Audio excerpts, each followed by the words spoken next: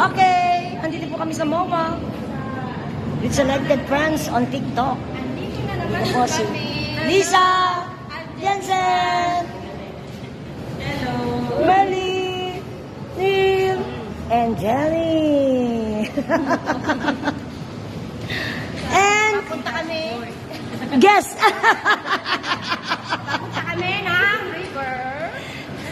Every morning. Punta po kami sa seaside. Lalangoy kami. Lalangoy kami. Ayun o. Oh, yun yung mga nagagandahan.